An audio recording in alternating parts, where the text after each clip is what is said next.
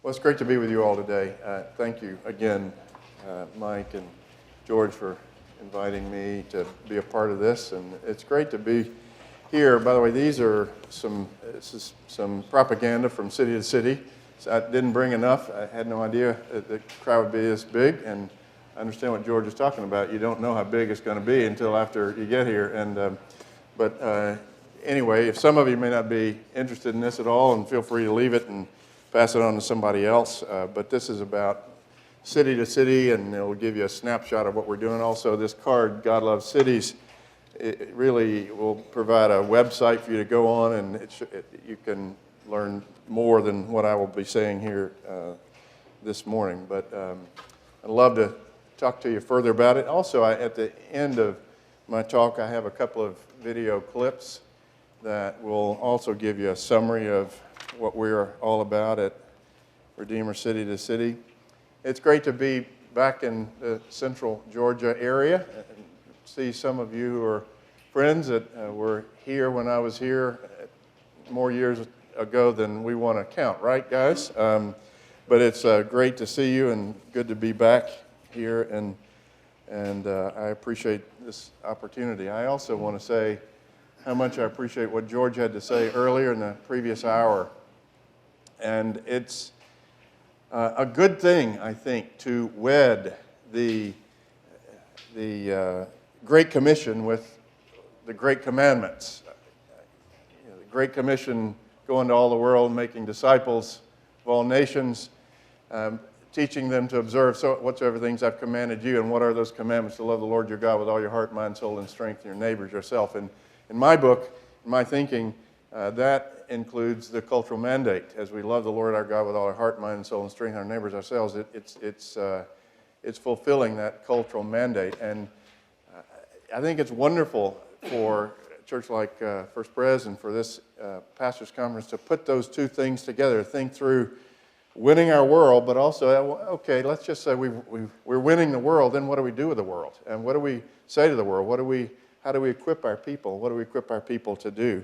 And I think that's where we need to go to the cultural mandate and think through how do we disciple people for the biggest chunk of their lives. And I'm very thankful that David is here from Redeemer Presbyterian Church and the Center for Faith and Work, and this afternoon his talk on Center for Faith and Work and linking faith and work.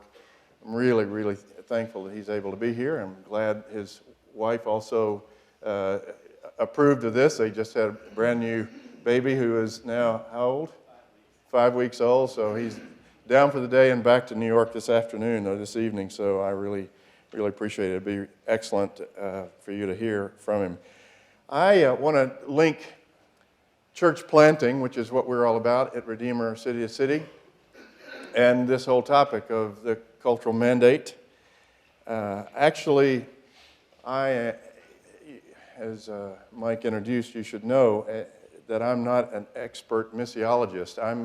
I'm a veteran pastor, as he said. I was here at First Presbyterian for 5 years, a little over 5 years, and then a church planter and pastor in Jacksonville, Florida for 14 years, and a pastor just outside of Washington, D.C. in McLean Presbyterian for another 14 years, and most recently in September last year, joined the staff of Redeemer City to City in New York. So I'm no longer a pastor, but have been a veteran pastor for 33 years, and I feel like I'm in a recovery program from 33 years of being a pastor, and so I'll tell you how that's going as it progresses. But so really, I see myself as a pastor, and as I was listening to George's lecture on the theology of work, and I just as a pastor, I really think that's what we ought to be doing more and more of. And as I have talked to business people, men and women, as a pastor, and even most recently, frankly,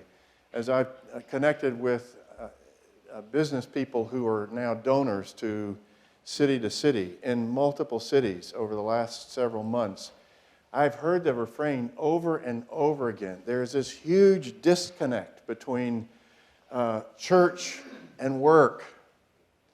And I've had them say to me, You don't know my world. You don't understand what I go through. You don't understand. And I've heard Tim Keller say many times, we know how to disciple men and women for and in the church. And what does that mean? It means, first of all, they need to spend a lot of time in the church.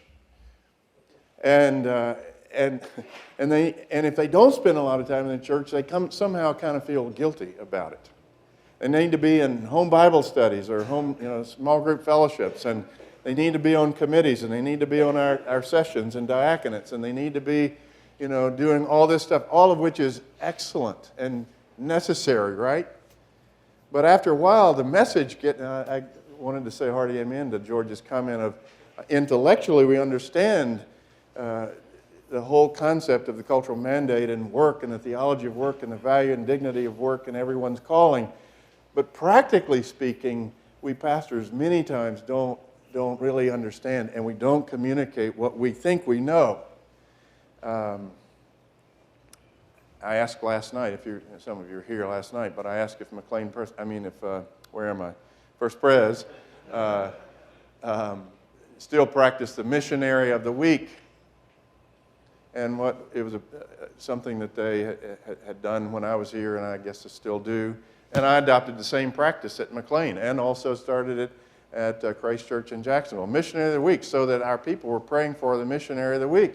And we'd go through alphabetically, and each week we'd have a new missionary.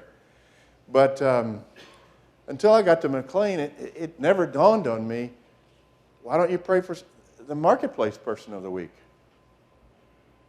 And unwittingly, I think what we were doing is we were communicating a message that we theologically didn't agree with, that the only ones that count, that really matter, are the missionaries of the week.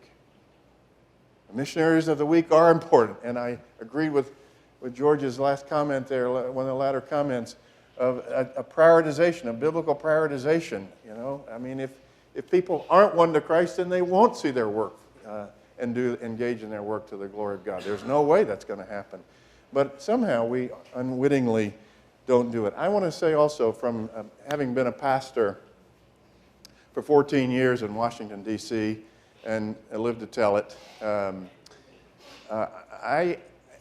want to tell you, and this just by the providence of God and being a pastor in a near suburb and a church that had some folks involved in all levels of government and all places in government, I have had the amazing opportunity to have lunch at the White House more times than I know, and lunch in the House and Senate dining rooms with members of Congress over and over again, and different opportunities. And don't be impressed about that, because it's no big deal.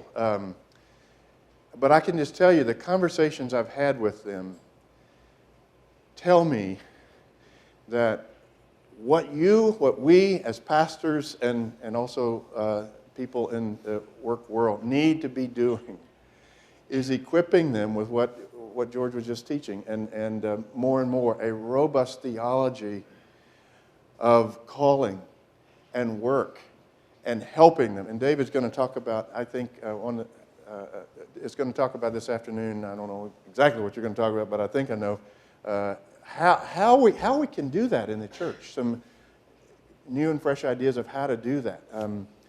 Because there seem to be two different camps out there: the theologians and the practitioners, and never the twain come together to talk about how you blend those two worlds together.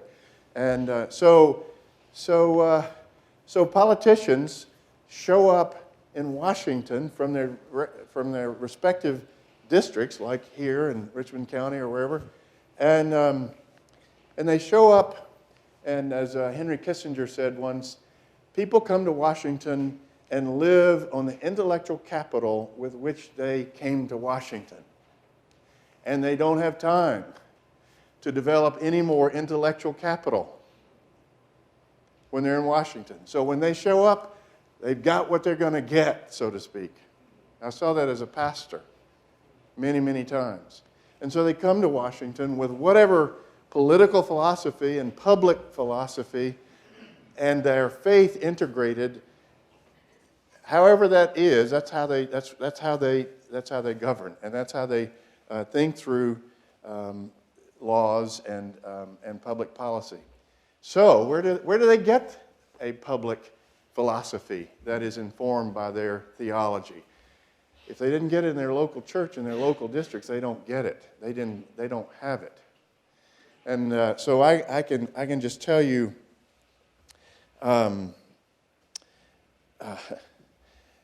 it is so critical that we equip our people with a biblical world and life view that sees their calling and has and integrates their faith with what they do day in and day out.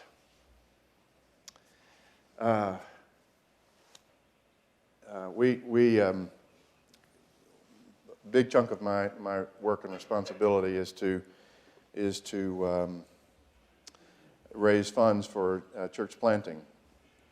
And I was just in Dallas last week, and we had an event in which we invited folks to partner with us. And then while we were in Dallas, one of our staff members is from Texas, Ellen, and one of her good friends happens to be George W. Bush's chief of staff. And so she called the president, or the chief of staff, and said, Dr. Keller's going to be in Dallas. Would the president be interested in meeting with Dr. Keller? And so the word came back, oh, absolutely. Because while he was in office, he began to read Tim Keller's books. Started out with Reason for God, and then Prodigal God, and a couple others, and it's been pretty seminal in his thinking, at least been informing him in some respects in his own personal thinking, and so he loved what Tim has been doing, and so we got to have an opportunity to visit with him in his new office in the Leadership Center there on the SMU campus. And we sat down in his office, and within about 5 minutes, he says, well, Tim, tell me, what are we going to do about gay marriage? And off we were on the topic of, gay marriage and that whole arena. And it was, I sat as I listened, and we, entered in the discussion. I thought, this is what needs to be happening in every church as we think about these issues and how not just gay marriage but every issue that has to do with the public arena and work world, and pastors and elders and deacons have the opportunity. And we're just talking about the political arena here, but it needs to happen in every arena as we talk about work.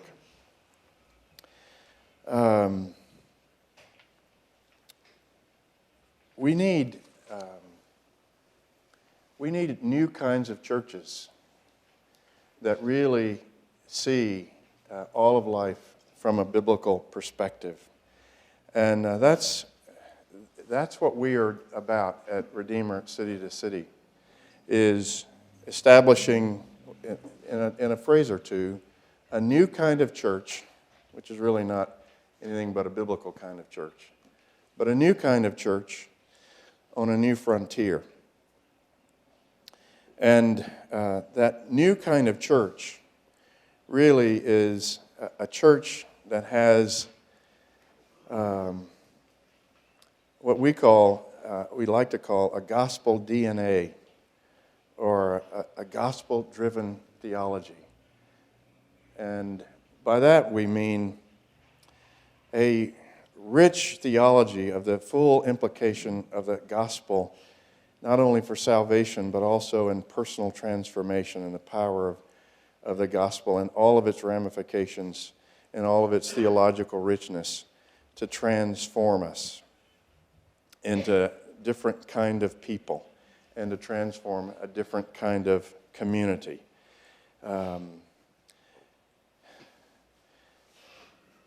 Last week when we were in in Dallas, Tim Keller also had the opportunity to speak to 1,000 people for the Dallas Prayer Breakfast. And he spoke on his latest book that he's co-authored with Catherine Leary Alsdorf, Every Good Endeavor, on work. And his first couple of points is applicable to today as well, as we talk about it, that the gospel transforms everything, and including how we work and how we see work. And for example, the gospel changes how we work so that work doesn't destroy us. And we often make work and success at work an idol, and that it defines who we are. The question, what do you do? What do you do is today so often defines who you are.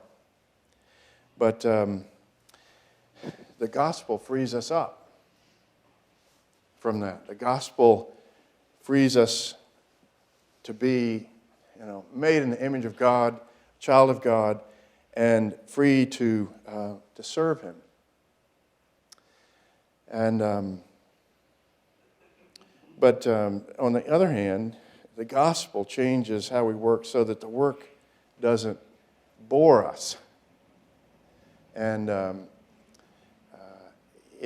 there's this incredible dynamic, and I don't want to get too far into this because I know David will probably jump into this afternoon. But the gospel changes how we see what we do day in and day out. And what we're about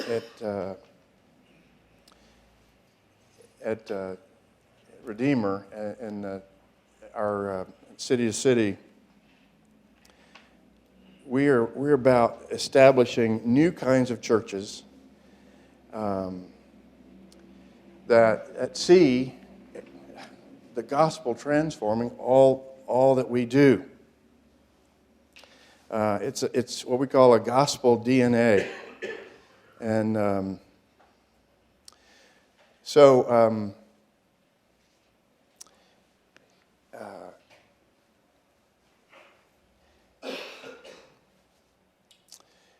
in our whole, what we're all about at Redeemer City to City is seeing the gospel and its contextualization that the gospel helps us to move into our work world day in and day out in such a way that we don't under-adapt in our work world, but also don't over-adapt in our work world. That's what we're all about, is establishing sort of a new kind of church, planting new churches in the key cities of our world that enable those people to enter the marketplace in their work world with a new whole view of work, really.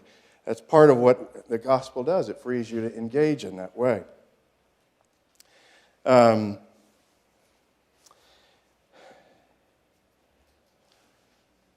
We see ourselves as establishing these new churches in the city and for this city, and to be engaged in justice and mercy. And for me, I had to, when I was a pastor at McLean Presbyterian Church, I had to see that from a new perspective and figure out exactly what that was all about. I was invited one day to do a Bible study at the CIA, and there was a group of people who were in our church who had a Bible study. It was meeting at the CIA. So they invited me to come over and and speak. And so I went and showed up at the Central Intelligence Agency, and I was ushered in, and we went inside and went into this room, and all of a sudden there were people that started coming into this conference room that I never knew. They were in our church, but I never knew they were at the CIA. And they were coming in, they were apologizing and saying, "Sorry, Pastor, we lied to you about what we did, and we're so glad you're here today to do this Bible study, but I just wanted to tell you I was sorry. And that's no big deal. I think I understand. I hope I get out of here alive."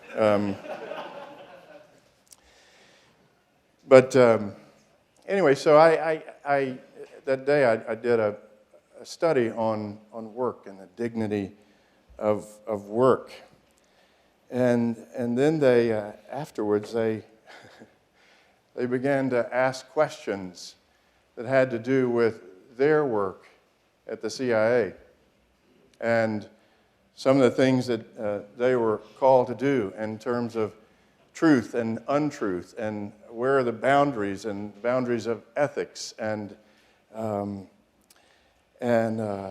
it was challenging to say the least. And yet, you see, that's what we're called to be. We're called to establish churches and be churches that equip our people for their respective callings, no matter what those callings are.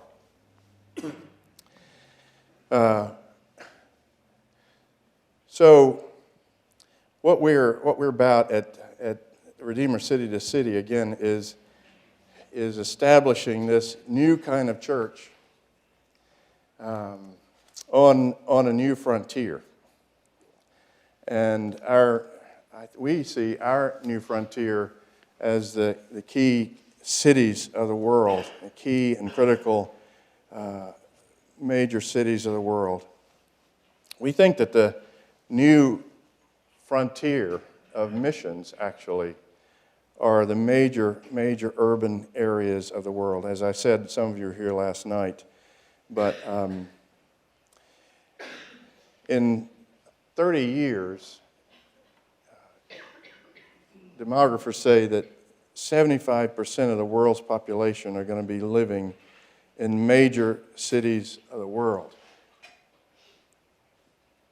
And the rate of that growth is about 5 million a month moving to major cities of the world.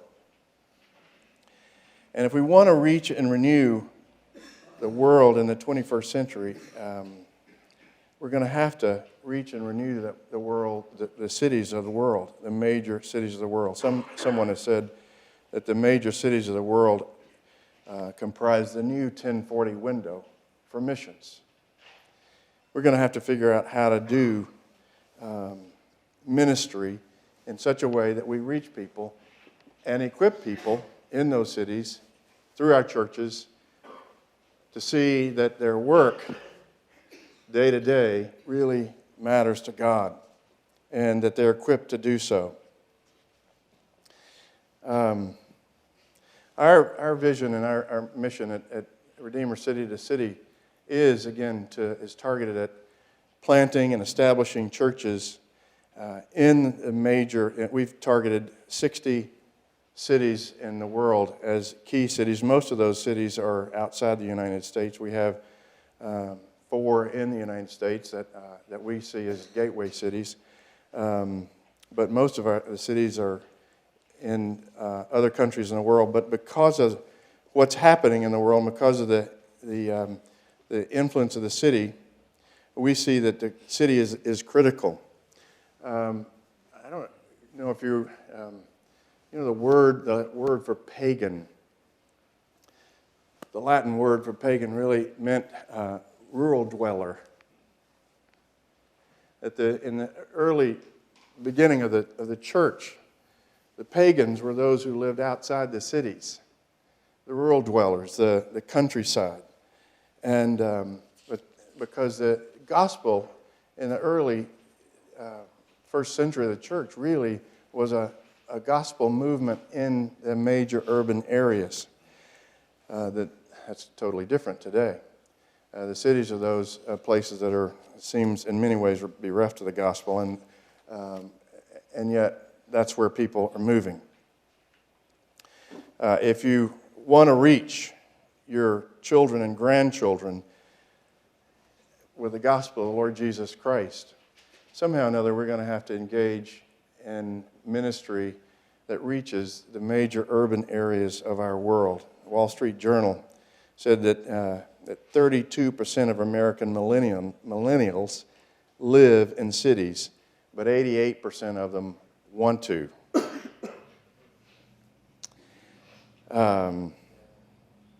If you think about it,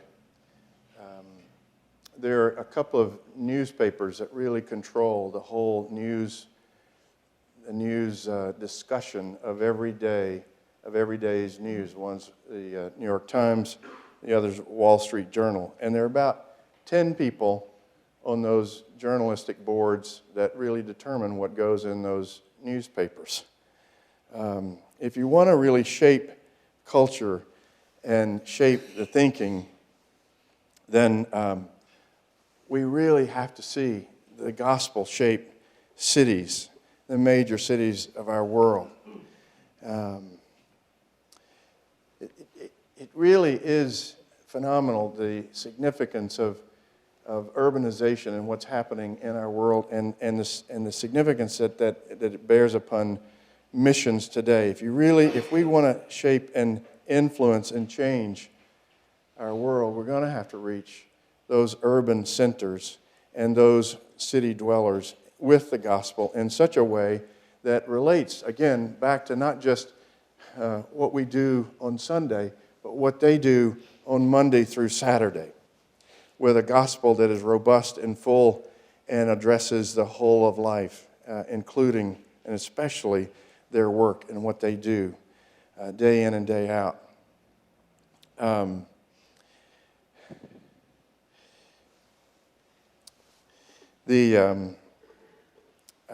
for our mission at Redeemer City to City, just to add one subscript, and I want to have them show these couple of clips.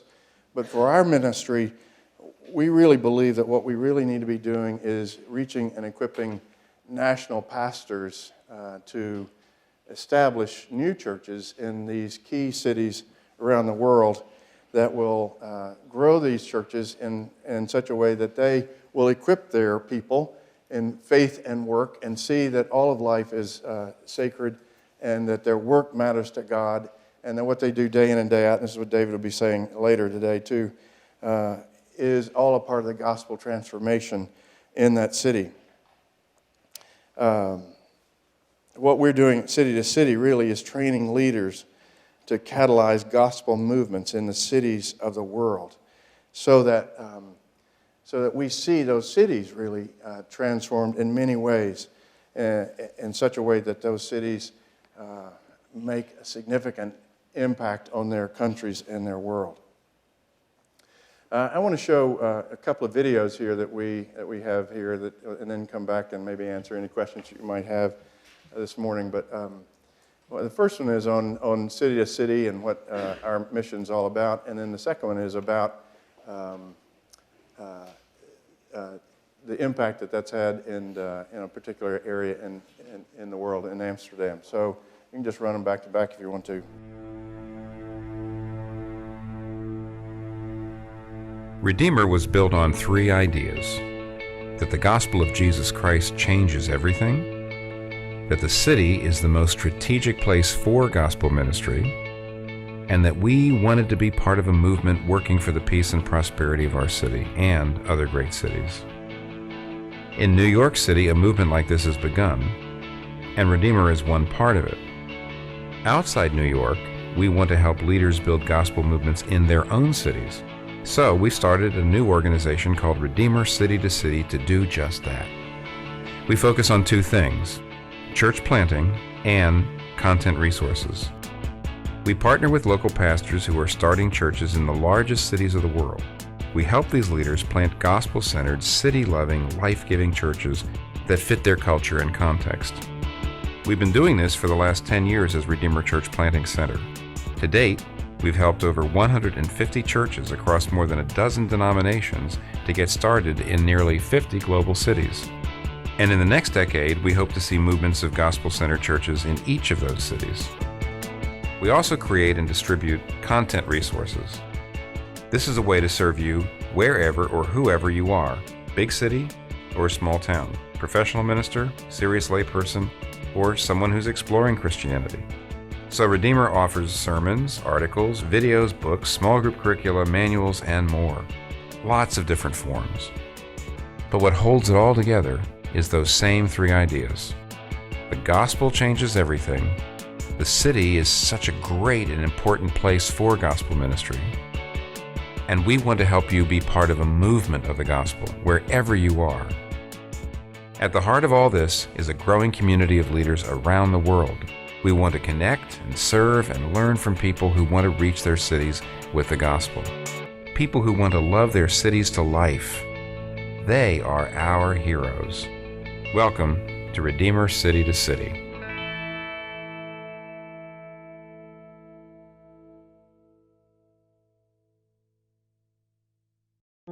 In the summer of 2003, a group of Reformed churches from Amsterdam sent a letter to Redeemer Presbyterian Church. It was a request for help. We had just started to dream, just caught a vision for planting churches in the cities of the Netherlands. We realized this would be an enormous adventure, with no guarantee for success. It was not unthinkable that in the near future there would be no Reformed church anymore in Amsterdam. At that point, church planting came to our minds. We prayed, made plans, but we realized we would be very much in need of training, coaching, and vision. The answer to our letter came in the fall of 2003. It was more than a letter. Someone came over from New York for what proved to be a very helpful and encouraging visit. A man who looked like an American, ate and laughed like an American, but had a very sensitive way of asking questions and brought us great insights in the practices of church planting. We laughed and admired this man after 2 days. And he started coming back at least 6 times a year. Now everybody connected to church planting in the Netherlands knows him, Al Bath. Today, 7 Reformed churches from 4 different denominations in Amsterdam are working together. 2 of them have been replanted. These 7 churches now have started 6 daughter churches. New pastors and workers came to the city. People came to Christ over the last few years. New projects are moving ahead and others are in preparation. This is the moment to say officially, and from the bottom of our hearts, on behalf of all the workers and churches working together in this city, thank you so much for sharing your time, energy, vision, and brotherhood with us. Your understanding of the gospel has influenced us deeply. Your love for the city has inspired us to move forward and sometimes to take risky steps. Your hope for the future and your way of doing church was an example to us. You are a church with a remarkable vision that tries to help churches around the globe. Thank you. May God bless you richly and in many ways. Sincerely, the Reformed Churches of Amsterdam, the Netherlands.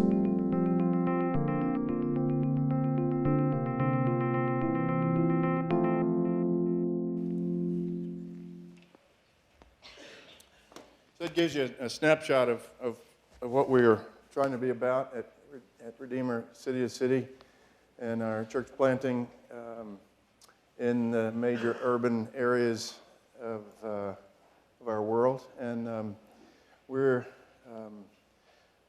a big part of our DNA, though, is is what David's going to be talking about this afternoon is faith and work, and equipping those new churches to see that all of God, all of what they're doing is for the glory of God, and equipping their people to be engaged in their work and their callings to the glory of God. And seeing that their everyday work, day in and day out, is what they should be about. It's sort of the forefront of cultural transformation. So anyway, it's great to be with you guys, and it's great to be able to share the vision. Maybe some of you have some questions. Do we have any time? 5 minutes for questions? Yeah. Made the distinction about replanting churches. How do y'all do that? How do you define that? Well, we try to identify, first of all, the church planter, and to make sure that that we feel like that they are on the wavelength with what we're trying to do. We really are trying to equip national planters who have that vision, so we really don't even like to call them our churches, because we really are part of the problem, we think, in missiology has been that we have been too over-controlling. Not we, but it's been a problem of over-control, and so it becomes an ownership thing. We're really trying to equip the nationals to be in the leads, and so we want to find out if they have a real vision for what they're doing, and then we will help to equip and train. We bring pastors to church planners to New York for some intensive training, and then we'll coach them along as well.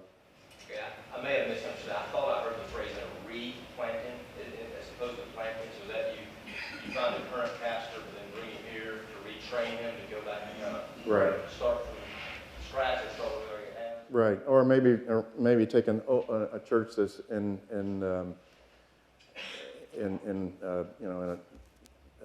it's declining or almost about to die, and then restart it with a new foundation, a new perspective. Yeah. Do you partner at all with a local church where there's a common vision? Where there's a common vision, yeah, we sure do. Try to, very much so. Yes. How do you identify what qualifies an urban center? Well, an urban center, we have sort of targeted. We have about 60 cities that we have targeted, and I think they're on our website. I'm not sure, but that you can go there, and but primarily they're not just the biggest cities, but they're the most culturally influential cities. Like one of those cities, for example, in Scotland is Edinburgh, but Glasgow is a bigger city. But Edinburgh is more of a business, commercial, cultural center. And so we just planted or supporting another church plant in Edinburgh with a new church planter there. Yeah. When you evaluate the needs of coaching, what are some of the broad strokes that you see when you come alongside the coach? How would you coach? What do you need help in coaching? What have you seen? Well, I'm new to this whole game, to be quite honest, and I wish I had a couple of our staff that were here that would really feel that question a whole lot better than I could. But primarily, I think it's coming alongside the pastor, the church planter, and seeing where they are, what they're wrestling with, what they're struggling with, and just building value into them along the same DNA, this more gospel DNA. That would be my initial answer right now. And again, it's not very satisfactory. I wouldn't like my answer if I were you either, but that's what we're about, trying to help them. Yes, sir. But, well, we're moving to Monterrey, Mexico, which is now partnering with Redeemer City to City. And I know that they're beginning to take some of the materials. Some of it's been translated into Spanish, some of it's being translated. So they're taking specific materials that have been produced by Redeemer City to City and using that in an incubator, what they call incubator sessions. They recommend they're interested in church planning, they're involved in church planning. I haven't seen all of the material, but there are specific materials that are there. And then my understanding is what you were just saying, as we mentor and coach, it'll be based on what are their needs, what are they experiencing, what are they struggling with, helping them to understand the gospel sometimes, and how that applies to their personal life and into ministry. I think it's fun. Yeah, we have an intensive training in the fall that we bring about a dozen to 20 church planters and sometimes their wives from all over the country, actually all over the country except Asia. We've started doing an intensive in Asia now. And they come to New York from September to early October, and basically some of you can go online and the sort of corpus of what we're trying to convey and equip is in a book now that's just come out called Center Church. You can get that online. I have a copy of it over here just to show you.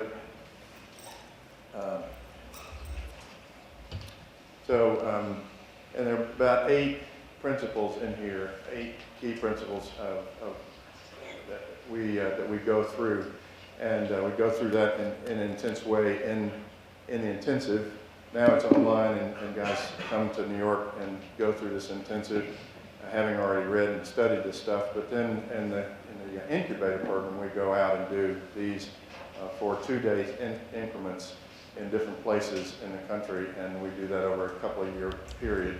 And in doing that sort of bite-sized increments, we help to do what we call just-in-time training. So there's a long, elongated training program that we go through as we go out. Yes?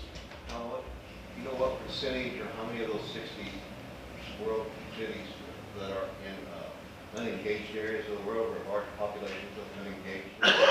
You mentioned Asia. Yeah, I don't know that percentage right now, sure don't off the top of my head, but our top priority is to find nationals and equip those nationals. So in unreached people areas, that's not we still believe that there needs to be some cross-cultural missions in those places where they're not nationals that we could work with and train.